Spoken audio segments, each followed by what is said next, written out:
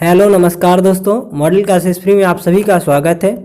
चलिए आज हम आपके लिए लाए हैं बहुत ही आईएमपी ऑब्जेक्टिव क्वेश्चन। तो चलिए स्टार्ट करते हैं वीडियो। सबसे पहले हम आप लोग डिटेल बता दें कि हम किस तरह के ऑब्जेक्टिव लेकर आए हैं। तो देखिए, हम आप लोगों के लिए सिर्फ एनसीईआरटी बुक से लेकर आए हैं ऑब्जेक्टिव और ब्लूप्रिंट के हिसाब से लेकर आए हैं। देखिए, ब्लूप्रिंट के हिसाब से अगर हम बोले तो 1 से लेकर 5 तक आप लोगों को 1 अंक के ऑब्जेक्टिव मिलेंगे और 6 पार्ट से केवल आप लोगों को 5 अंक के ऑब्जेक्टिव मिलेंगे। तो इस प्रकार आप लोगों को 11 अंक का टोटल ऑब्जेक्टिव मिलेंगे। कितने अंक के? 11 अंक के ऑब्जेक्टिव भाग 1 से मिलेंगे। तो चलिए स्टार्ट करते हैं वीडियो। तो देखिए, एक भाग 1 बनाए हैं अभी, भाग 1 के लिए, फिर भाग 2 के लिए आप लोगों को ऑब्जेक्टिव लेकर आएंगे। और कुछ छात्र कह रहे हैं कि दूसरा भाग वीडियो जो महत्वपूर्ण क्वेश्चन है उनका बनाइए। तो देखिए, जो हमने अभी वीडियो एक अपलोड किया था परसों, तो वो वाली वीडियो आप लोग देख लीजिए। उसमें हमने बताया है कौन कौन सी क्वेश्चन किस पार्ट से आते हैं, कहाँ से आते हैं, वो हमने बताया है। तो आप लोग वो वीडियो जाके देख लीजिए, अगर नहीं देखे हैं तो आप लोगों को समझ में आ जाएगा। तो चलिए स्टार्ट करते हैं वीडियो। तो देखिए, संबंध एवं फलन से पहला प्रश्न है। तो एक बात आप लोग जान लीजिए, आप लोग तुरंत पेन कॉपी उठाइए और लिखना स्टार्ट कर दें इन क्वेश्चनों को। बिना लिखे तो आप लोग याद नहीं कर सकते। देखिए, क्योंकि मैथ से आप लोग बिना लिखे तो आप लोग याद हो ही नहीं सकता, मैं मान ही से नहीं सकता है ना। तो आप लोग चलिए उठाइए पेन वगैरह और लिखना स्टार्ट कीजिए और सिर्फ आंसर लिखते जाइए। प्रश्न चाहे तो प्रश्न लिखे, चाहे नहीं, सिर्फ प्रश्न आप लोग देख लीजिए, सिर्फ आंसर आप लोग लिखते जाइए। क्या लिखना है? सिर्फ आंसर को, ठीक है ना, क्वेश्चन को भी नहीं लिखना है, सिर्फ आंसर को लिखते जाइए। और एनसीईआरटी बुक में आप लोगों को क्वेश्चन दिया गया है, उसका आंसर भी दिया फिलहाल, लेकिन हम फिर भी बताएंगे। आंसर आप लोग लिखते जाइए, तभी आप लोगों को आंसर याद हो जाए। तुरंत देखें तो आप आंसर बता देंगे, है ना। तो आंसर लिखते जाइए तो याद होता जाएगा आप लोगों को। देखिए, इधर से कोई मतलब नहीं है आप लोगों को, तो हम इधर से बताते स्टार्ट करते हैं। मान लीजिए कि समुच्चय 1 2 3 4 में आर बराबर इस प्रकार का रिलेशन दिया गया है, द्वारा परिभाषित संबंध आर, निम्नलिखित में से सही उत्तर का चयन कीजिए, है ना। तो इसमें सही उत्तर जानते हैं क्या होगा? सही उत्तर इसका बी होगा। आर स्वतुल्य है तथा संक्रामक है किंतु सम्मित नहीं है। देखिए, सम्मित का फैल हो जाता है कि संक्रामक, सॉरी, स्वतुल्य तो होगा, क्योंकि आप देख लीजिए इसका भी 7 7 मिल जाएगा, 2 का भी मिल जाएगा, 3 का भी मिल, 4 4 का मिल जाता है। देखिए, 1 1 मिल गया, 2 2 मिल गया, 3 3 मिल गया, 4 4 मिल गया, है ना। और इसी प्रकार मिल गया, मतलब ये तो स्वतुल्य होगा, स्वयं के बराबर तो है। फिर इसी प्रकार देखिए 1 2 है, 1 2 है, तो इसका देखिए 1 2 अगर 2, अब सम्मित के लिए चेक करते हैं, सम्मित के लिए इसका उल्टा भी तो मिलना चाहिए, 2 1 भी तो मिलना चाहिए। कहाँ है भाई? 2 1 तो नहीं है इसमें, आर में तो नहीं दिख रहा, इसलिए सम्मित तो नहीं है, सम्मित वाला यही नहीं है। तो यही वाला देखिए, सम्मित लिखा है, सम्मित है, इसमें भी लिखा सम्मित है ना। ये तो तुल्यता सिद्ध कर दी, इसलिए तो हो नहीं सकते 3 में। बी नंबर हमारा करेक्ट आंसर, यही हमारा आंसर। इसी प्रकार आप देख लीजिए, मान लीजिए कि समुच्चय एन में आर बराबर ए बी सच दैट ए बराबर बी माइनस का 2 और b हमेशा बड़ा होगा 6 से, द्वारा प्रदत्त संबंध आ रहा है। देखिए, बोला गया है b का मान हमेशा 6 से बड़ा रखिएगा। तो देखिए, ये तो पहले फाइल होगी, ये तो कभी रख ही नहीं सकते, है ना। b का मान 4 हमेशा 6 से बड़ा रखना है, तो ये तो पहले गलत हो गया।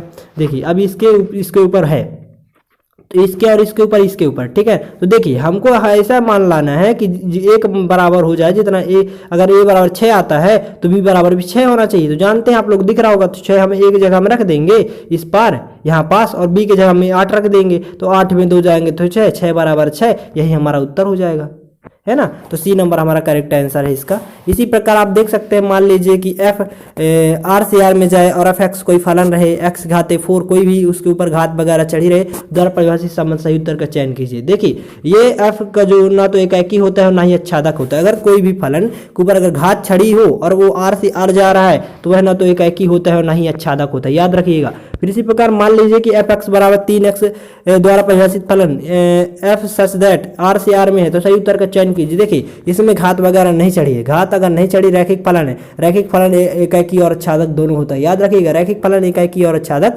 दोनों होता है। इधर गुणांक कुछ भी रहे, गुणांक से मतलब नहीं है, 3 रहे 5 रहे, घात नहीं होनी चाहिए, ठीक है। घात हो जाएगी तो पूर्ण एकाकी होगा, फिर ना ही अच्छादक होगा। इसी प्रकार देख लीजिए, उदाहरण आप लोग देख सकते हैं, जो हमारा अगला प्रश्न है, एफ सच दैट आर से आर में एफ एक्स बराबर 3 माइनस का एक्स की पावर 3 और होल 1/3 द्वारा प्रदत्त है। तो एफ फॉग एक्स बराबर होगा, तो फॉग एक्स जो होगा एक्स के बराबर होगा। आप लोग बताएंगे तो सवाल थोड़ा बड़ा हो जाएगा, इसलिए आप लोग बिना लगाए इसको नहीं याद कर सकते हैं। तो इसको सीधे सीधे आप आंसर रट लीजिए, इसका आंसर क्या होगा? एक्स हो जाएगा। फिर इसी प्रकार मान लीजिए कि एफ एक्स बराबर 4x/3x + 4 द्वारा परिभाषित फलन एफ सच दैट आर जा रहा है माइनस का 1/4 और है एफ का प्रतिलोम अर्थात प्रतिचित्र जी परिसर एफ आर माइनस का 1/4 निम्नलिखित में से किसके द्वारा प्राप्त होता है। तो देखिए किसके द्वारा प्राप्त होता है, जहाँ एक देखिए जहाँ हमारे पास 4 था वहाँ 3y हो जाएगा, ठीक है। जहाँ 4 था, जहाँ 3x था वहाँ 4 हो जाएगा, मतलब जगह लेता जाएगा, ठीक है ना। जहाँ fx था वहाँ gy होगा, पहले देखिए चेंज होता जा रहा है ना। तो देखिए जहाँ 4 था वहाँ 3y हो गया, जहाँ 3x था वहाँ 4 हो गया, जहाँ प्लस लगा था वहाँ माइनस लग गया, जहाँ 4 था वहाँ क्या हुआ 3y हो गया। यही हमारा करेक्ट आंसर हो जाएगा। इसी प्रकार आप देख सकते हैं, इसी प्रकार 16 नंबर देख सकते हैं। 16 नंबर यदि a बराबर 1 2 3 हो तो ऐसे संबंध इसमें अवयव 1 2 तथा 1 3 हो और जो स्वतुल्य तथा सम्मित है किंतु संक्रामक नहीं है की संख्या बताइए। तो देखिए इसमें क्या होगा, जो संक्रामक नहीं है, देखिए अब संक्रामक नहीं है तो वो तुल्यता भी नहीं होगा, वो तुल्यता भी नहीं होगा, केवल या तो फिर समुच्चय हो सकता है या तो फिर रिलेशन हो सकता है ना। दो ही चीज होगा, तो दो में से एक तो होगा, है ना। दो में से कम तो एक होगा, तो इसमें कितना होगा तुल्यता संक्रामक नहीं की संख्या कितनी हो जाएगी, 1 हो जाएगी। क्या हो जाएगी, 1 हो जाएगी। करेक्ट आंसर क्या हो जाएगा, 1 हो जाएगी। यही आया था अपने इसमें, है ना, वार्षिक पेपर में। और फिर इसी प्रकार आप देख सकते हैं अगला प्रश्न, a बराबर 1 2 3 हो तो अवयव 1 2 वाले तुल्यता संबंधों की संख्या। तुल्यता संबंध, देखिए तुल्यता संबंध बोला ना, तो मतलब वो सब दोनों होगा। अब देखिए संबंध भी होगा, रिलेशन भी होगा और समुच्चय भी होगा, दोनों हो गए। तो मतलब इसमें तुल्यता संबंधों की संख्या कितनी हो गई, 2 हो गई। करेक्ट आंसर कितना हो गया, बी नंबर। इसी प्रकार समुच्चय ए बी में द्विआधारी संख्याओं की संख्या, तो देखिए 2 है ना, 2 दूनी 4 कर दीजिएगा और 2 के साथ जितने अवयव हों उसके जितने, इसका दुगुना करके कितने अब 1 2 2 है ना, ए बी कितने हैं 2, इसका दुगुना करके 2 की घाते 4 कर दीजिएगा। कितना कर देंगे, 2 की घाते 4, तो कितना आ जाएगा 16। अगर 3 होता 3 लिखते और 3 की घाते कितना कर देते, 9 कर देते। तो इसी प्रकार हमारा वही आ जाता, 3 अवयव के लिए आ जाता है, ठीक है ना। ये समुच्चय 2 के लिए था, या समुच्चय 2 के लिए है, ठीक है ना। वो 3 के लिए बता रहे हैं, 3 की घाते 9 कर देंगे तो आंसर आ जाएगा। इसी प्रकार अब बी में हमारा करेंगे तो कितना आ जाएगा, हमारा आंसर 16 आ जाएगा। अब देखिए पार्ट 1 हमारा खत्म हो चुका है, सिर्फ आप लोग अब सारांश पढ़ लीजिए, बस हो गया अच्छे से। क्या पढ़ना आप लोगों को, सारांश पढ़ना है। रिक्त संबंध किसे कहते हैं, देखिए रिक्त संबंध अगर फाई आता है तो वो रिक्त संबंध कहलाता है, याद रखिएगा। अगर रिलेशन में अगर फाई आ जाए, रिलेशन में अगर फाई आ जाए, कोई भी उससे संबंध ना रखे, एक्स का एक्स के साथ कोई संबंध ना हो, तो उसे क्या कहते हैं, रिक्त संबंध कहते हैं। अब सार्वत्रिक संबंध, यदि x का x से प्रत्येक अवयव मिल जाए तो उसे क्या कहते हैं, सार्वत्रिक संबंध कहते हैं। अगर क्रॉस निकाले तो उस पर भी अवयव मिल जाए r में तो उसे क्या कहते हैं, सार्वत्रिक संबंध कहते हैं। तो आप लोग नॉर्मली आप लोग परिभाषा याद रख लीजिएगा एनसीईआरटी बुक से।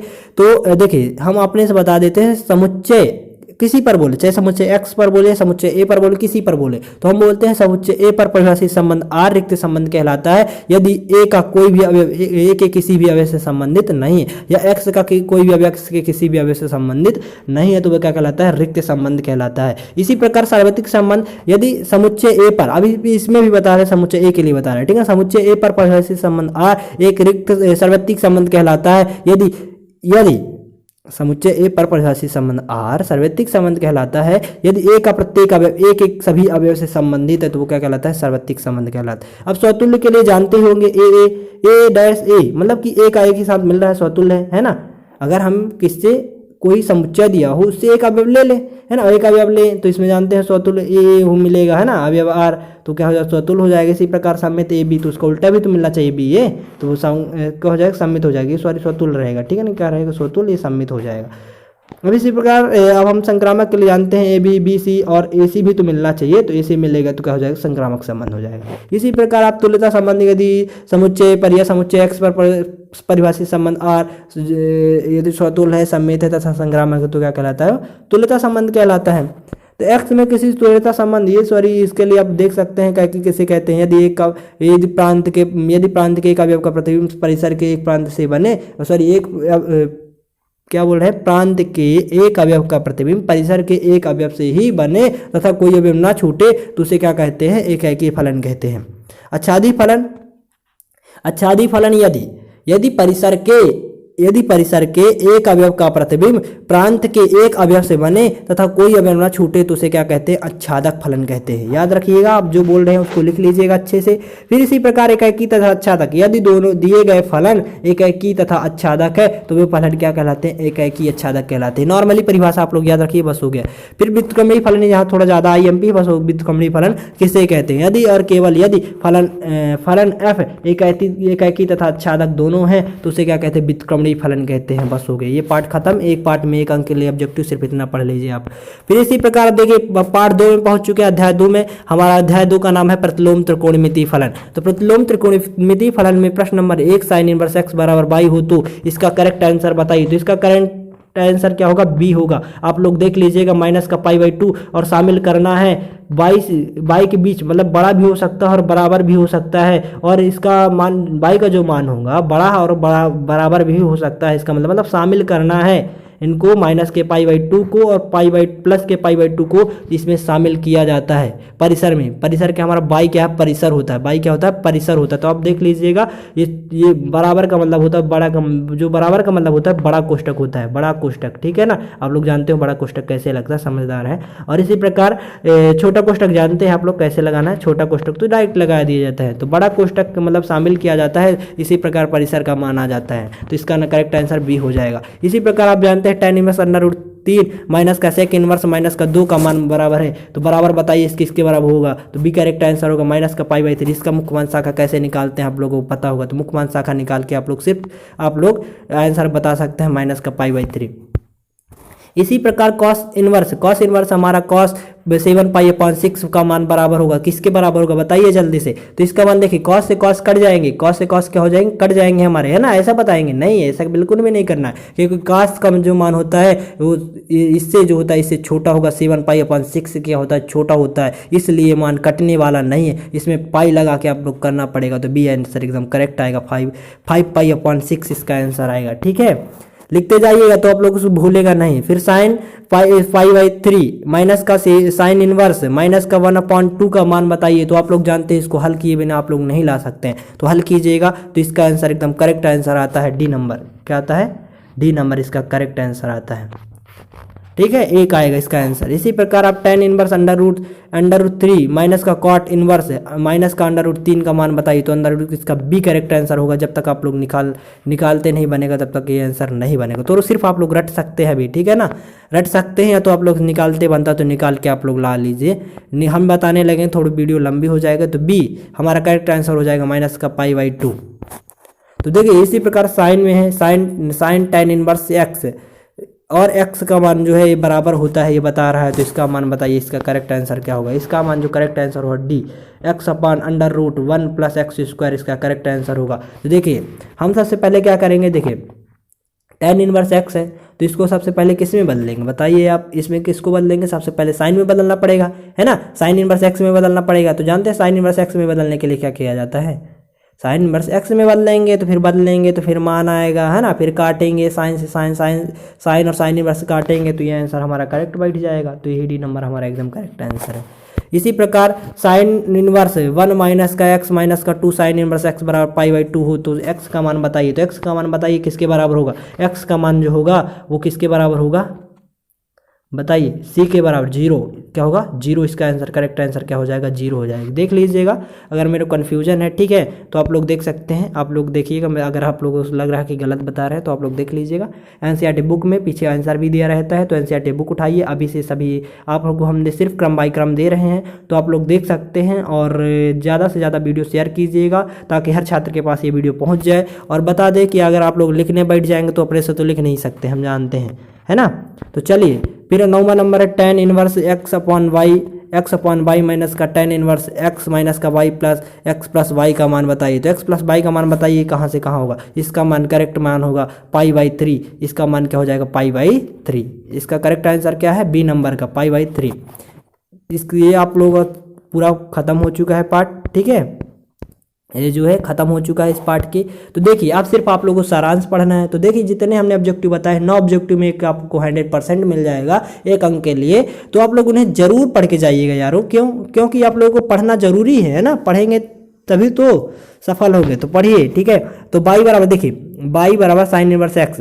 तो देखिए ये प्रांत होता है, इसको x बोलते हैं, क्या बोलते हैं, x, ठीक है ना, एक्स बोलते हैं इसको। अब परिसर, मुख्य मान परिसर, परिसर ही तो पूछा गया था ना, इसका मतलब होता है बड़ा कोष्टक का मतलब होता है इनको और इनको शामिल करना है, और छोटा कोष्टक का मतलब होता है कि इनको इनको शामिल अब नहीं किया करना है। ठीक है, अगर यहाँ छोटा कोष्टक लगा दें तो इसका मतलब हो जाए कि इनको और इनको शामिल नहीं करना, इनके बीच की संख्या लेनी है। ठीक है, लेकिन इसमें बोला गया तो हमें पता है उसके नीचे बराबर लग जाता है। ठीक है, क्या लग जाता है, बराबर का नीचे चिन्ह भी लग जाता है, तो उसका मतलब यही होता है, मतलब ये बड़ा कोष्टक लगेगा। ठीक है, इसी प्रकार आप लोग इसे अच्छे से ध्यान से पढ़ लीजिएगा मुख्य मान शाखा। ठीक है, कोई ज़्यादा दिक्कत नहीं है, आप लोग वही 9 अच्छे से पढ़ लीजिए, बस हो गया। इसी प्रकार देखिए थोड़ा बहुत इसको भी ध्यान से पढ़ना है, आप लोगों को सूत्र भी दे सकता है ना रिक्त स्थान में, तो आप लोग देखिएगा अच्छे से। अब देखिए इसमें देखिए tan इनवर्स y बराबर tan इनवर्स x, अगर tan इनवर्स वहाँ दिया होता कि tan इनवर्स बराबर y दिया होता तो आंसर, उसका आंसर करेक्ट हो जाता जो हम बता रहे थे, उसका आंसर फिर कौन सा होता, डी नंबर हो जाता, जो अभी हमने बताया है ना पीछे, उसका शुरू में जो हमने बताया सबसे शुरू में पार्ट 2 में, वो सबसे शुरू, तो वही वाली ये वाला आंसर डी नंबर का होता, किसका होता, tan इनवर्स x का हो जाता। ये छोटा कोष्टक लगेगा, मतलब इनके अब बीच की संख्या लेना, अगर बराबर नहीं लगा, सिर्फ बड़ा और छोटा का क्या लगा है, चिन्ह लगा है तब। अब इसी प्रकार आप देख सकते हैं साइन इनवर्स एक्स से साइन इनवर्स एक्स जो बाहर लग, सॉरी साइन इनवर्स एक्स और साइन एक्स बाहर इनवर्स की भांति नहीं है। देखिए का आप लोगों को बराबर दिख रहा नहीं है, ये क्या ये समान है, नहीं है, बिल्कुल नहीं, भ्रमंती नहीं होने चाहिए, है ना, तो भ्रमंती भ्रम वाली बात नहीं होनी चाहिए इसमें। वास्तव में साइन इनवर्स एक्स और इनवर्स बाहर लगा है तो साइन एक्स और बाहर इनवर्स लगा है तो इस प्रकार का होता है। कहने का अर्थ है कि एक बटे, ये बटे के रूप में होगा 1/, साइन एक्स, मतलब इसको नीचे भेजेंगे, अभी इसको नीचे भेजेंगे तो 1/, साइन एक्स लिख सकते, इस प्रकार का है। इस प्रकार यह तथ्य अन्य त्रिकोणमितीय फलनों के लिए सत्य होता है। तो इसी प्रकार आप देखिए इसको पढ़ लीजिएगा कि साइन इनवर्स वाई बराबर, इसको जानते हैं एक्स का मान चाहिए तो साइन वाई हो जाएगा। इस प्रकार आप लोग चेक कर सकते हैं, साइन से साइन कट जाएगा तो एक्स मिल जाएगा ना, साइन इनवर्स चाहे इस प्रकार है चाहे इस प्रकार है तो मतलब कट जाते हैं, सिर्फ एक्स बचता है। इसी प्रकार आप लोगों से पूछ लिया जाएगा कि साइन इनवर्स और साइन इनवर्स एक्स बराबर क्या होता है, तो साइन से साइन काट जाएगा, साइन और साइन इनवर्स कट जाएगा तो केवल क्या बचेगा, एक्स बचेगा। इस प्रकार आप लोग रिक्त स्थान में पूछ सकता है, तो आप लोग इसे जरूर पढ़ के जाइएगा। और इसी प्रकार आप लोग ऑब्जेक्टिव ये वाले जो प्रश्न, सॉरी ये वाले जो हमारे पास सूत्र हैं इनको भी अच्छे से पढ़ के जाइएगा, तो आप लोग के अंक नहीं कटने वाले। फिर इसी प्रकार tan inverse plus cot, tan inverse x plus cot inverse x बराबर जानते हैं π/2, मतलब 1 होता है, कितना होता है, हमेशा 1 होता है। तो 1 का मतलब क्या होता है, π/2, मतलब π/2 ही तो होता है ना। इसी प्रकार आप लोग देख सकते हैं। और ये दो tan वाला 100% आप लोग को 5 अंक का मिल जाता है। तो इसी प्रकार आप लोग सिर्फ इन्हें सूत्र अच्छे से पढ़ लीजिए, बस हो गया। तो चलिए अब आपके लिए लेकर आए हैं अध्याय 3 जिसका नाम है अव्यूह। ठीक है ना, मैट्रिक्स क्या है, मैट्रिक्स अव्यूह पाठ का है। तो देखिए पहला प्रश्न है, ए बराबर ए कोई अव्यूह दिया है, एक वर्ग अव्यूह है, द्विकोटि m गुणे m, है ना, चाहे तो 2 कोटि को हो, चाहे 3 कोटि को हो, चाहे 4 कोटि से, उससे मतलब हमारा नहीं है। एक वर्ग अव्यूह बोला गया है तो उसमें सिर्फ क्या होना चाहिए, पंक्तियों की संख्या स्तंभों की बराबर होना चाहिए, अर्थात m बराबर जितना m की संख्या होगी उतनी n की संख्या होनी चाहिए। आंसर क्या हो जाएगा, सी। फिर इसी प्रकार x तथा y के प्रदत्त किन मानों के लिए अव्यूह के निम्नलिखित युग में समान है। तो युग में बताइए किन के लिए समान होगा। देखिए इनमें जब हम ज्ञात करते हैं अव्यूह की समानता से जब ज्ञात करेंगे, देखिए इसे बराबर नहीं लगा है, किताब में भी नहीं लगा था, सॉरी इसमें बराबर लगा के करना चाहिए था, उसको भी उसमें गलत छपा है। ठीक है, तो जब अव्यूह की समानता से करेंगे तो इनको ज्ञात करना संभव नहीं होता, क्योंकि किसी में 1/y बराबर, इसमें भी y बराबर 7, इसमें भी y बराबर 7 तो आ जाता है, लेकिन x का मान हमें प्राप्त नहीं होता है, इसलिए ज्ञात करना संभव नहीं है। ठीक है ना, एक बार प्लस का आता है, किसी बार दूसरा प्राप्त होता है, इसलिए इसका आंसर करेक्ट हो जाएगा, बी नंबर हो जाएगा, ज्ञात करना इसका आंसर सत्य हो जाएगा, ज्ञात करना संभव नहीं है ना। अब देखिए 3 गुणे 3 कोटि के ऐसे अव्यूह की कुल कितनी संख्या होंगे जिनके प्रत्येक प्रविष्ट में 0 या 1 हो, है ना, आया था ना आप लोगों को 3 गुणे 3 का दे दिया था। आप लोग त्रैमासिक छमाही में छमाही में आप लोग देखेंगे तो 2 गुणे 2 का था, उसमें अधिकांश लोग, कोई लोग 16 लगा के आया था, कोई लोग 18 लगा के आए थे ना।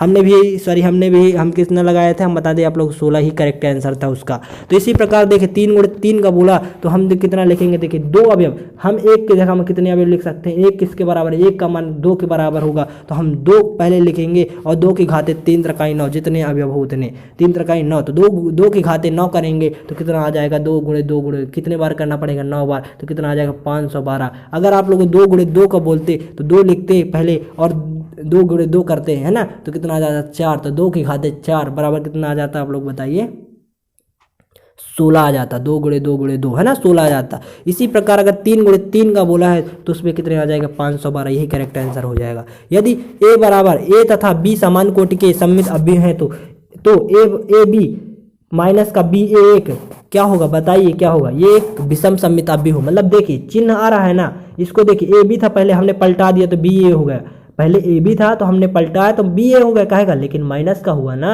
इसलिए क्या हो गया, विषम सममित अवयव हो गया, ये करेक्ट आंसर ये हो जाएगा। इसी प्रकार यदि ए बराबर कॉस अल्फा माइनस का साइन अल्फा कॉस अल्फा तथा आई ए प्लस ए डैश बराबर आई हो तो अल्फा का मान ज्ञात कीजिए। देखिए आप लोग ज्ञात करेंगे, पहले ए को ऐसे रखेंगे, ए डैश निकालेंगे तो ये जैसे थे तो ऐसे हो जाएंगे है ना सभी, फिर इनको जोड़ेंगे, जोड़ने के बाद इधर आई रखेंगे, फिर आई से फिर क्या कर देंगे हम लोग, तुलना करेंगे तो उसका आंसर कितना आ जाएगा, इसका मान हो जाएगा π/3। करेक्ट आंसर कितना होगा, बी नंबर π/3 हो जाएगा। इसी प्रकार अवयव ए तथा बी एक दूसरे के व्युत्क्रम होंगे केवल यदि, व्युत्क्रम कब होंगे, जब ए बी बराबर बी ए माइनस बराबर कितना हो जाए, आई हो जाए। कहने का अर्थ है देखिए अभी हमने आप लोगों को दिखाया था यहाँ माइनस लगा रहता था, लेकिन अभी इस बराबर के उस पार जाएगा तो कहे को हो जाएगा, प्लस का हो जाएगा ना, तो ए बी बराबर क्या हो जाएगा, बी ए बराबर आई। अगर एक हो जाए तो क्या होते हैं, एक दूसरे के व्युत्क्रम होंगे केवल और या केवल यदि, जब ये डी नंबर एकदम सत्य हो जाए जब ही। तो इसी प्रकार यदि ए बराबर alpha beta gamma minus alpha इस प्रकार है तो अल्फा स्क्वायर बराबर आई हो तो इसका मान क्या होगा। तो देखिए माइनस दिखा ना, तो माइनस माइनस वाले एक माइनस दूसरा माइनस, जहाँ जहाँ अगर माइनस इसमें दिखा तो सब में माइनस मान देकर आएगा। देखिए इसमें भी माइनस, यहाँ भी माइनस है ना, माइनस इसमें दिया इसमें दिया, दो में माइनस देकर आएगा तो हमारा सी नंबर एकदम करेक्ट आंसर हो जाएगा। आप लोग निकाल लीजिएगा, बाकी याद रखने का तरीका सिर्फ यही है, तो आप लोग सी नंबर आप लोग करेक्ट आंसर लिख लीजिएगा। फिर यदि एक अवयव सममित तथा विषम सममित अवयव दोनों ही हो तो वो क्या कहलाता है, अगर सममित और विषम दोनों हो तो क्या कहलाता है, एक बता सकते हैं क्या कहलाएगा वो, आप लोग इसको बताइए कि यदि एक अवयव सममित तथा विषम सममित अवयव दोनों हो तो एक विकर्ण अवयव या एक शून्य अवयव, एक वर्ग अवयव, इनमें से कोई नहीं तो वो क्या होगा, एक शून्य अवयव होगा। क्या होगा, एक शून्य अवयव होगा। इसका करेंट आंसर क्या होगा, बी होगा। आप लोग देख सकते हैं, आप लोग सिर्फ हमने उसी से रखा है, एनसीईआरटी बुक से रखा है, तो हमने भी बहुत पहले पढ़ा था, तो आप लोग इसको देख लीजिएगा फिलहाल। तो इसका हमको लग रहा है बी ही करेक्ट आंसर होगा, ए एक शून्य अवयव है, ठीक है ना। हम इसलिए बता रहे हैं क्योंकि आप देख लें, ताकि नहीं देखेंगे तो आप लोग गलती होगी। फिर देखिए यदि एक वर्ग अवयव इस प्रकार है कि ए स्क्वायर बराबर ए तो आई प्लस ए का क्यूब होल क्यूब माइनस का 7a बराबर है, किसके बराबर होगा बताइए, ये होगा आई के बराबर, मतलब एक के बराबर, किसी आई मतलब एक ही होता है, ठीक है, तत्समय क्या भी हो, तो इसका सी करेक्ट आंसर हो जाएगा। फिर इसी प्रकार ये तो पार्ट खत्म हो। देखिए 9 क्वेश्चन हमने इसमें भी रखा, 3 पार्ट से भी रखा है, इसी से आप लोगों को मिल जाएगा 100% मिल जाएगा आप लोगों को ऑब्जेक्टिव 1 नंबर का आता है इससे भी। तो आप लोग इसे अच्छे से, इन्हें सभी को अच्छे से लिख दीजिए कि ज़्यादा क्वेश्चन नहीं दे रहे हैं हम इसीलिए, तो आप लोग इन्हें तो कम से कम पढ़ लीजिएगा। फिर इसी प्रकार देखिए हमने याद करने का तरीका भी बता दिया। अब देखिए सारांश, अवयव फलनों या संख्याओं का एक आयताकार क्रम विन्यास है। अब आप लोगों से पूछ लिया जाए अवयव क्या है, व्हाट इज दिस अवयव, है ना। तो अवयव क्या है आप लोगों से बोला जाए तो आप लोग अवयव फलनों या संख्याओं का एक आयताकार क्या होता है, क्रम विन्यास होता है। क्या होता है, क्रम विन्यास होता है। m पंक्ति तथा m स्तंभ वाले अवयव को m गुणे n कोटि का अवयव कहते हैं। क्या कहते हैं, m तथा अगर किसी स्तंभ किसी अवयव में m पंक्ति तथा n स्तंभ वाले अवयव को क्या कहते हैं, m गुणे n कोटि वाला अवयव कहते हैं। एक स्तंभ अवयव किसे कहते हैं, जिसमें केवल एक स्तंभ हो। देखिए स्तंभ पीछे लिखा जाता है ना, जिसमें केवल एक स्तंभ उसे स्तंभ अवयव कहते हैं। एक स्तंभ अवयव कहते हैं, ठीक है, जिसमें केवल एक स्तंभ से एक स्तंभ अवयव कहते हैं। जिसमें एक पंक्ति उसे केवल एक पंक्ति अवयव कहते हैं। पंक्ति पहले लिखी जाती है, स्तंभ बाद में लिखे जाते हैं। तो देखिए है ना, पंक्ति, इसमें पंक्ति कितनी भी हो सकती है, लेकिन केवल एक स्तंभ हो तो एक स्तंभ अवयव कहेंगे। अगर पंक्ति एक है तो केवल एक पंक्ति अवयव कहेंगे इसको। फिर एक m गुणे n अवयव एक वर्ग अवयव है यदि m बराबर n, बताए थे नहीं ये वाला, अगर पंक्तियों की संख्या स्तंभों के बराबर हो जाए तो क्या होता है, वो वर्ग अवयव होता है। विकर्ण अवयव किसे कहते हैं, विकर्ण अवयव एक ऐसा अवयव जिसमें विकर्ण के अतिरिक्त अन्य सभी अवयव शून्य हो जाए, है ना, तो इसे क्या कहेंगे, विकर्ण अवयव कहेंगे। और इसकी कोटि m गुणे m होती है। फिर अदिश अवयव एक ऐसा विकर्ण अवयव जिसमें विकर्ण के सभी अवयव समान हो जाए तथा शेष अन्य सभी अवयव क्या हो जाए, शून्य हो जाए तो इसे क्या बोलेंगे, विकर्ण अवयव कहेंगे। और तत्समक अवयव एक ऐसा विकर्ण अवयव, वो विकर्ण अवयव के अंतर्गत ही चलेंगे। एक ऐसा विकर्ण अवयव, सब विकर्ण अवयव के अंतर्गत ही चलेंगे, है ना, विकर्ण के अंतर्गत ही चलेंगे। एक ऐसा विकर्ण अवयव जिसमें विकर्ण के सभी अवयव एक हो जाए और शेष अन्य सभी अवयव का हो जाए, शून्य हो जाए तो इसे क्या कहते हैं, विकर्ण अवयव कहते हैं। इसी प्रकार आप लोग इसे पढ़ लीजिएगा। फिर देखिए इधर आप लोगों को मिल सकता है ऐसे ही, है ना। तो इसी प्रकार a+b इसका सहचर नियम का पालन करता है। जहाँ जहाँ आप लोग देखें तो ये अब देखिए संक्रिया भी आ गई है ना, संक्रिया भी आप लोग देखने को मिल सकती हैं। तो ये आप लोग सूत्र अच्छे से पढ़ लीजिएगा, सारांश अच्छे से पढ़ के जाएंगे तो आशा करते हैं आप लोगों को ऑब्जेक्टिव गलत नहीं। फिलहाल वहाँ से अगर आते हैं तो आप लोग 100% मिल जाएगा। अब अवयव पर प्रारंभिक संक्रिया निम्नलिखित है। देखिए R1 से हम R में चल सकते हैं ना, और I से इसमें कोई भी अचर पद से गुणा कर सकते हैं, और इस प्रकार ये सब होते हैं ना, ये नियम होते हैं प्रारंभिक संक्रिया के। तो प्रारंभिक संक्रिया वाले का आप लोग को 5 अंक का सवाल भी मिलेगा। तो प्रारंभिक संक्रिया का आप लोग संक्रिया अच्छे से याद करके जाइएगा तो आप लोगों से मिल जाएगा। फिर a' बराबर a तो एक सममित अवयव कहलाता है। a' बराबर माइनस का a ही प्राप्त हो जाए तो विषम सममित अवयव कहलाता है। ये आप लोगों को नियम पता होना चाहिए। फिर आप लोग देखिए इसमें भी आप लोगों से क्या पूछे, एक डैश का डैश अगर निकाले तो बराबर क्या होता है, ए होता है। क्या होता है, ए होता है, याद रखिएगा। अगर ए डैश बराबर के ए डैश हो जाता है, ठीक है ना। अगर होल डैश लगा है तो उसका बराबर क्या हो जाता है, मात्र के में कोई अचर पद उसमें डैश नहीं लगता, केवल ए का डैश होता है, ठीक है ना। a+b डैश बराबर ए का डैश अलग अलग निकलेगा और बी का डैश अलग निकलेगा। इसी प्रकार ab डैश बराबर होता है b डैश और a डैश होता है। सिर्फ आप लोग ये सूत्र अच्छे से याद करके जाएंगे तो आप लोगों से बन जाएगा। अब देखिए सारणिक में हम अध्याय 4 में पहुंच चुके हैं। इसमें भी 1 अंक ऑब्जेक्टिव आता है। तो 1 अंक के ऑब्जेक्टिव के लिए यदि देखिए x 2 18 x बराबर 6 2 18 6 हो तो x का मान बराबर होगा, x का मान बताइए, तो x स्क्वायर हो जाएगा। यहाँ से इसका गुणा यहाँ, इसका गुणा यहाँ हो जाएगा तो x स्क्वायर माइनस का 18 दूनी 36 हो जाएगा इधर का मान, है ना। x स्क्वायर माइनस का 36 बराबर 6 हम 36 और 18 दूनी 36, है ना। तो ये तो कट जाएगा, इधर कितना बचेगा, 6 हम 36 18 दूनी 36, है ना। तो 36 तो ये तो 0 हो जाएगा इधर का मान। तो x स्क्वायर माइनस का कितना आ जाएगा, प्लस का कितना आ जाएगा, 36 आ जाएगा, है ना। 18 दूनी 36 बचा होगा। तो x स्क्वायर 36 के जानते हैं √6 का मान होता है, कितना होता है, प्लस माइनस में लिखेंगे तो जब बार घटेगा तो प्लस माइनस हमारा बी नंबर एकदम करेक्ट आंसर हो जाएगा। इसी प्रकार यदि a बराबर 3 गुणे 3 कोटि का वर्ग अवयव है तो के a मॉड में का मान बताइए। तो जानते हैं क्या होगा, बताइए आप लोग, 3 गुणे 3। तो हमें देखिए 3 गुणे 3 जितना बोला जाए, सिर्फ के में जितना यहाँ पास लिखा हो, अगर उसका मॉड लगा हो, कोई अचर पद और कोई एक सारणिक दिया हो, अगर उसमें मॉड लगा हो तो सिर्फ अचर पद में केवल क्या हो जाता है, जो जितने कोटि के होते हैं उतना क्या लग जाता है, घात लग जाता है। कितना लग जाता है, घात लग जाता है। अचर पद में क्या लग जाता है, घात लग जाता है और एक सारणिक तुरंत उतर जाता है। इसका आंसर क्या हो जाएगा, सी नंबर एकदम करेक्ट आंसर हो जाएगा। निम्नलिखित में से कौन सा कथन सही है, तो निम्नलिखित में बताइए। सारणिक एक वर्ग अवयव है, ये तो करेक्ट है, ये भी सही है ना। सारणिक एक अवयव से संबंध संख्या, ये भी सही है। अब देखिए सारणिक एक वर्ग अवयव से संबंध एक संख्या है, तो देखिए ये तो दोनों फेल हो गए ना, है ना। इनमें से कोई तो हो नहीं सकता, तो सी नंबर एकदम करेक्ट हो जाएगा क्योंकि इसने इन दोनों को एक साथ जोड़ के बता दिया, तो यही हमारा करेक्ट आंसर हो गया, सी नंबर। तो यदि a बराबर डेल बराबर इतना दिया गया है और इसना एक सेकंड डेल का मान निम्नलिखित में से व्यक्त कीजिए, तो इसका मान बताइए कहाँ से कहाँ होगा। तो देखिए इसका मान जो होगा, इसका जो मान होता है वो कितना होता है, आप लोग बता सकते हैं इसका मान क्या होगा। इसका मान जो होगा आप लोग को पता होगा, इसका मान ए का जानते हैं, ए का एक साथ होता है ना। ए का एक के साथ मतलब कहने का अर्थ है अवयव जो होते हैं सहखंडज के साथ होते हैं। अवयव का मान जो होता है किसके साथ होता है, सहखंडज के साथ होता है। तो सहखंडज के साथ होता है, तो इसका आंसर क्या हो जाएगा, डी नंबर A11 ए, है ना।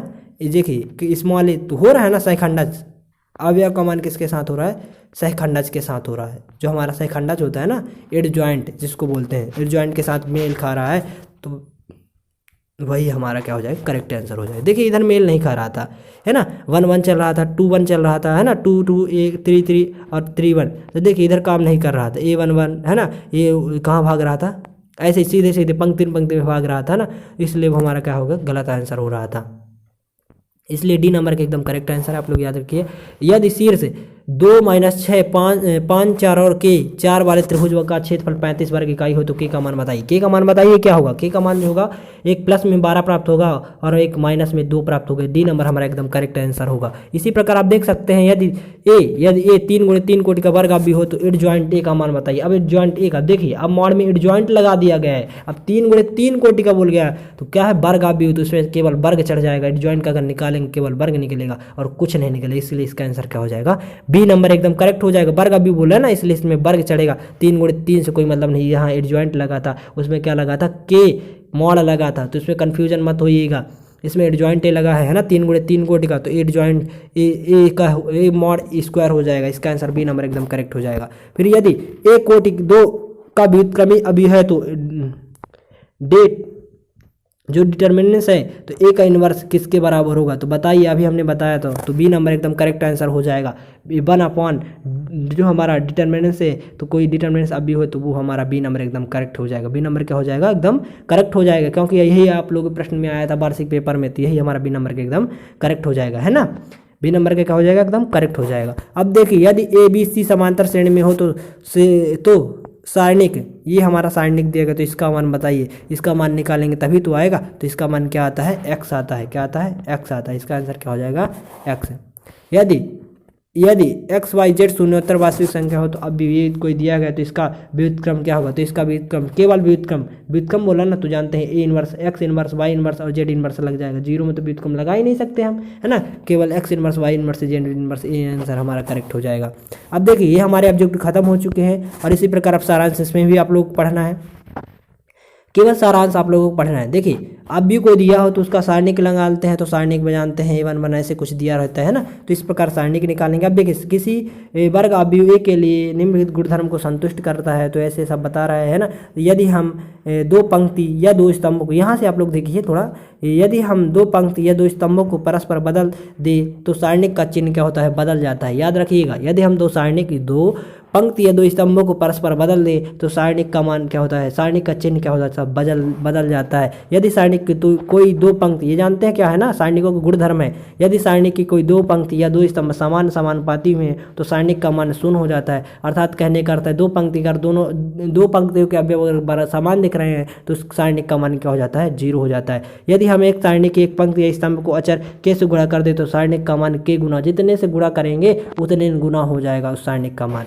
इसी प्रकार यदि सारणिक को के से गुणा करने का अर्थ है कि उसके अंदर केवल किसी एक पंक्ति या स्तंभ के अवयव को के से गुणा करना है।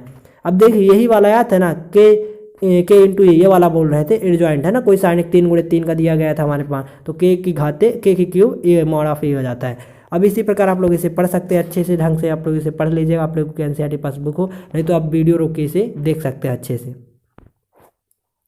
जो बताया गया आप लोग अच्छे से इसको देख सकते हैं। देखिए अद्वितीय हल के लिए अस्तुत यहाँ से देख सकते हैं।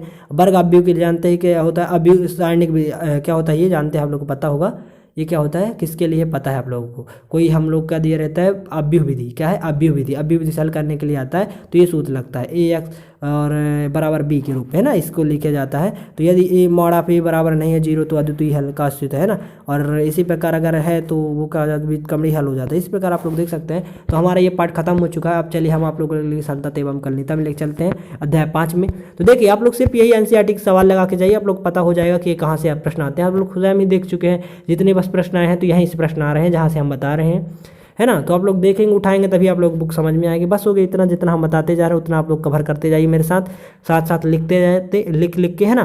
तो अध्याय 5 में संतत तथा अवकलनीयता, ठीक है। तो देखिए एक वास्तविक मान्य फलन अपने प्रांत के किसी बिंदु पर संतत है यदि उस बिंदु पर फलन की सीमा उस बिंदु पर फलन का मान क्या हो बराबर होता है। यदि फलन का मान और लिमिट का मान बराबर हो जाए तो उस बिंदु पर क्या होता है फलन संतत होता है। संतत की परिभाषा हो गई, यदि फलन का मान और उसकी सीमा का मान बराबर हो तो उसे क्या कह देते हैं संतत फलन कह देते हैं। अगर ऐसा बराबर नहीं आता तो क्या होता है असंतत बिंदु हो जाता है।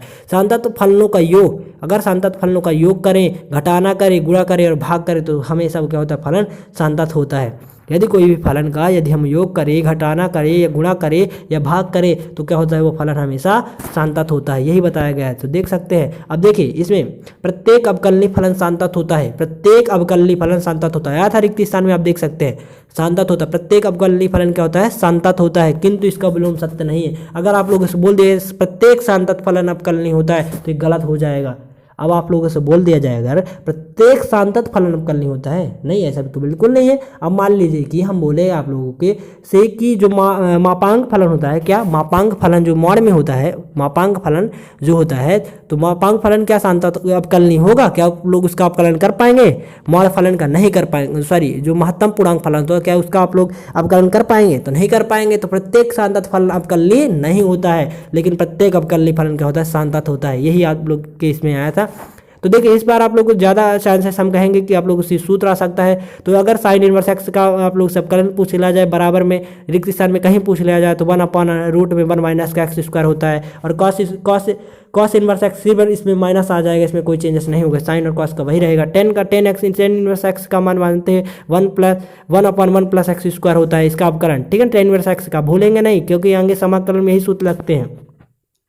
फिर कॉट इनवर्स एक्स बराबर क्या होता है, माइनस का 1/1 प्लस एक्स स्क्वायर होता है, माइनस का 1/1 प्लस एक्स स्क्वायर। पूरा 10 का संबंध किससे होता है, कॉट से होता है ना, तो सिर्फ इसमें माइनस लग जाएगा। इसी प्रकार सेक इनवर्स का जो होता है, सेक इनवर्स एक्स बराबर होता है 1/x under root x square minus का 1, और कॉसेक इनवर्स एक्स का मान जो होता है इससे केवल माइनस लग जाए, कोई चेंजेस नहीं होंगे। और एक्स का हमेशा समाकलन भी एक्स होता है और अवकलन भी एक्स ही होता है। लॉग एक्स का जानते हैं, आप लोगों से पूछा जाएगा लॉग एक्स का समाकलन बताइए, तो लॉग एक्स का अगर आप लोगों से पूछा जाए, समाकलन पूछा जाए, ठीक है ना, हम समाकलन की भी बात करते हैं, अवकलन की बात नहीं करते, चलिए ठीक है। तो अगर आप लोगों से लॉग एक्स का समाकलन पूछा जाए तो लॉग एक्स का समाकलन होता ही नहीं, क्या होता है, होता ही नहीं लॉग एक्स का, है ना, केवल 1/x का समाकलन होता है उसमें, है ना। लेकिन यहाँ उल्टा हो जाता है, लॉग एक्स का अगर अवकलन पूछे तो 1/x होता है, याद रखिएगा। फिर यदि रोले के प्रमेय में बोला जाए तो यदि फलन ये वाले बड़े अंतराल में अगर सांतत है और छोटे अंतराल में अवकलनीय है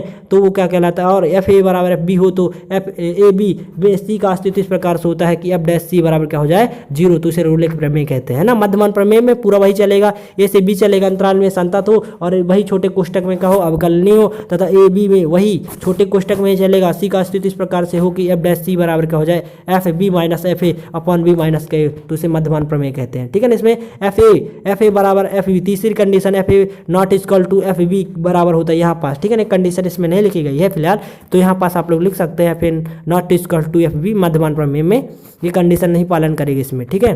तो देखिए अब अवकलज के अनुप्रयोग, देखिए एक वृत्त के त्रिज्या, अब अवकलज के अनुप्रयोग अध्याय 6 में पढ़ चुके हैं, तो आप लास्ट हम लोगों का चैप्टर है इस भाग का। तो एक वृत्त की त्रिज्या r बराबर 6 सेंटीमीटर पर r के सापेक्ष क्षेत्रफल में परिवर्तन की दर बताइए। तो देखिए r के सापेक्ष, तो r के सापेक्ष वृत्त का क्षेत्रफल क्या होता है, पाई आर स्क्वायर होता है, क्या होता है, पाई आर स्क्वायर। उसका अवकलन करेंगे तो 2 से, हमेशा अगर r के सापेक्ष बोलते हैं तो उसका दुगुना कर दीजिए, 6 बोला गया तो 6 दूनी 12 कर दीजिए, दुगुना कर दीजिए, दुगुना मतलब 2 से गुणा, तो 6 दूनी 12 पाई हो जाएगा, बस हो गया 12 पाई हो जाएगा। कितना हो जाएगा, 12 पाई। और इकाई लिखना हो तो लिख सकते हैं, नहीं लिखना तो न लिखिए, यही आया था आप लोग इसमें।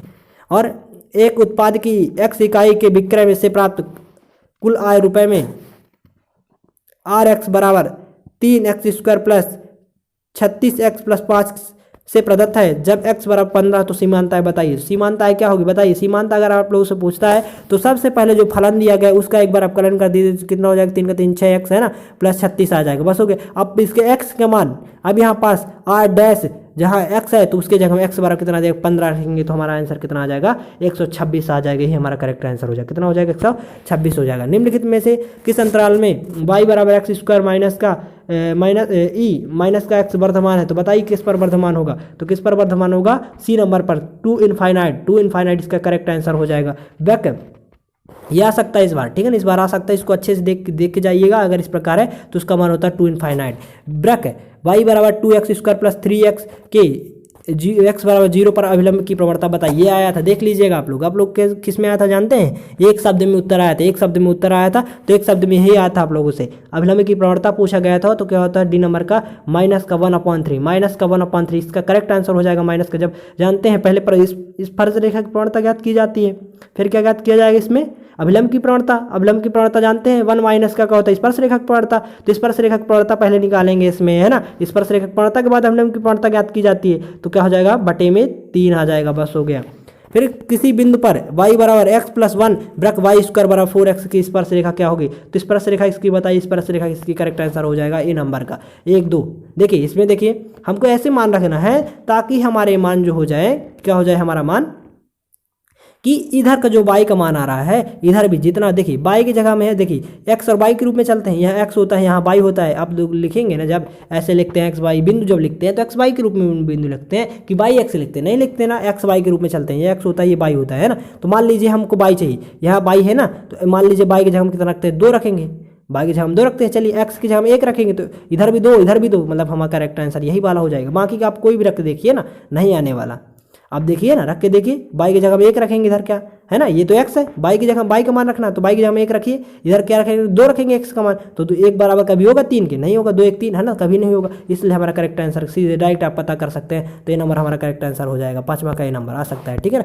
यदि एफ एक्स बराबर 3x square plus 15x plus 5 हो तो एफ 3.02 का सन्निकटन मान बताइए। सन्निकटन मान जानते हैं आप लोग कितना होगा, 77.68, कितना आएगा 77.66 आया था, आप लोग देखिएगा आया था, यही क्वेश्चन आया था आप लोग किसमें एक शब्द में ही आया था, ये भी एक शब्द में 77.66 इसका करेक्ट आंसर हो जाएगा डी नंबर का।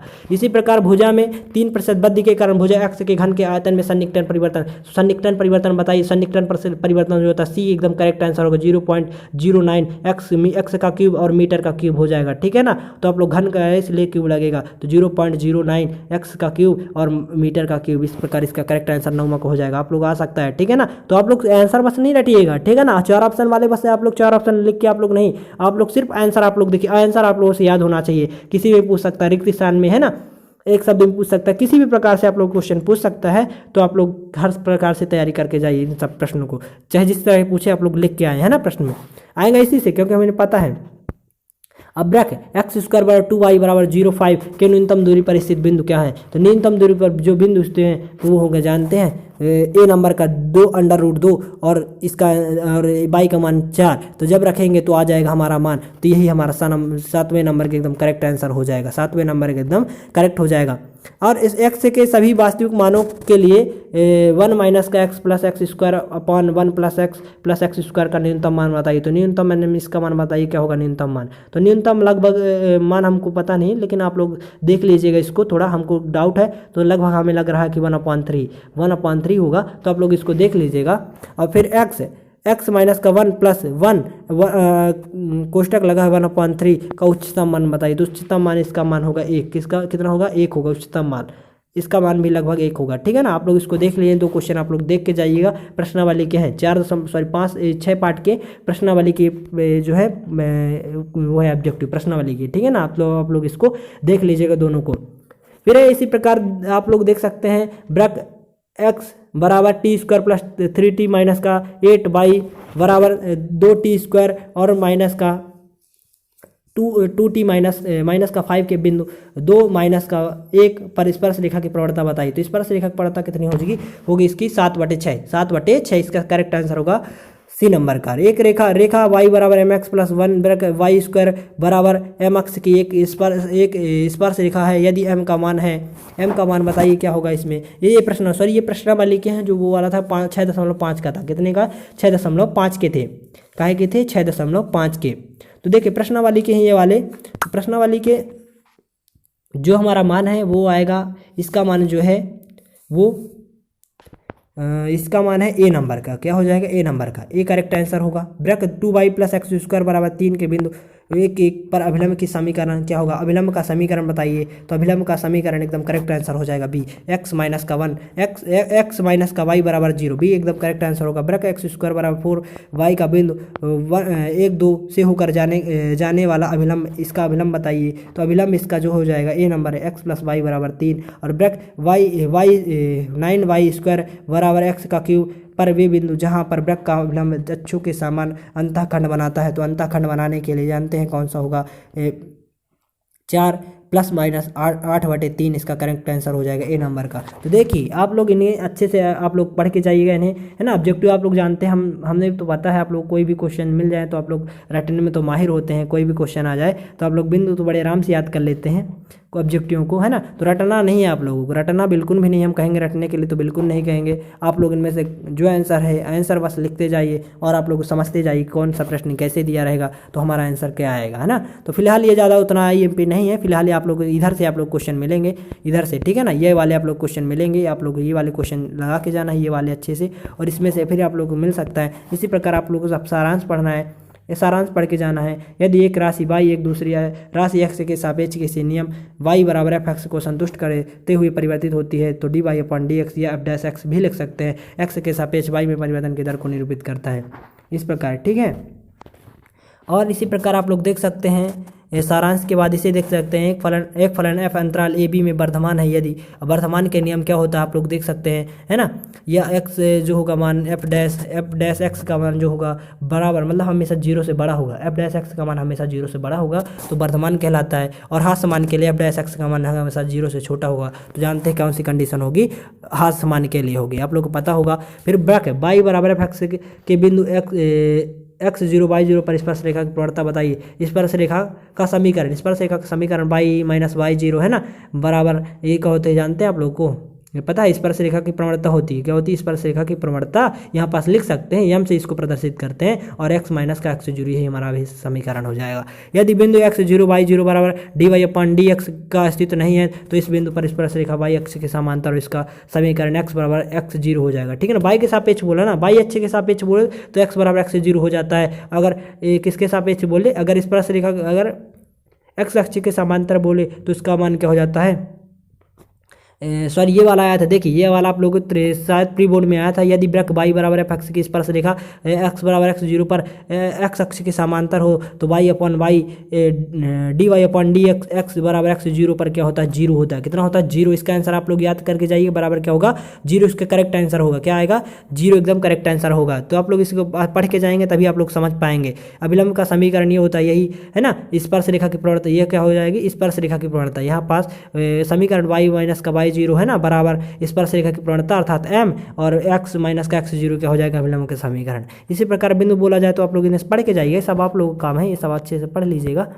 फिर इसी प्रकार देखिए f फलन, यहाँ पास देखिए इधर dx बराबर हम डेल x भी लिख सकते हैं, छोटा होता है इसलिए हम इसे लिख सकते हैं, और डेल y बराबर dy बराबर हम लिख सकते हैं, डेल y लिख सकते हैं, ठीक है ना। ये बताया गया है सन्निकटन जब ज्ञात करते हैं जब के लिए। और फलन f के प्रांत में बिंदु c जिस पर या तो f' बराबर 0 या f अवकलनीय नहीं है तो f का कहलाता है क्रांतिक बिंदु कहलाता है। क्या कहलाता है, क्रांतिक बिंदु कहलाता है। यदि अवकलनीय नहीं है, f' बराबर 0 या f अवकलनीय नहीं है तो f का क्या कहलाता है, क्रांतिक बिंदु कहलाता है। याद रखिएगा क्रांतिक बिंदु। अब देखिए ये पाठ हम लोग का सब पूरा खत्म हो चुका है, आप लोग भाग 1 खत्म हो चुका है, तो भाग 1 थोड़ा लंबी वीडियो हो गई, उसके लिए क्षमा चाहते हैं। तो आप लोग आशा करते हैं आप लोग पूरा वीडियो वॉच करेंगे और हमारा सहयोग प्रदान करेंगे। तो चलिए अब हम आपके लिए भाग 2 थोड़ा मेहनत करके भाग 2 भी आप लोग के लिए जल्द ही लाने का प्रयास करेंगे, क्योंकि अभी JEE मेंस का पेपर भी होने वाला है, तो इसकी भी तैयारी, हमारी JEE मेंस की तैयारी भी चल रही है। तो आप लोग पूरा आप लोग भी अच्छे से आप लोग इसकी तैयारी कीजिए जो है, और आगे बढ़िए।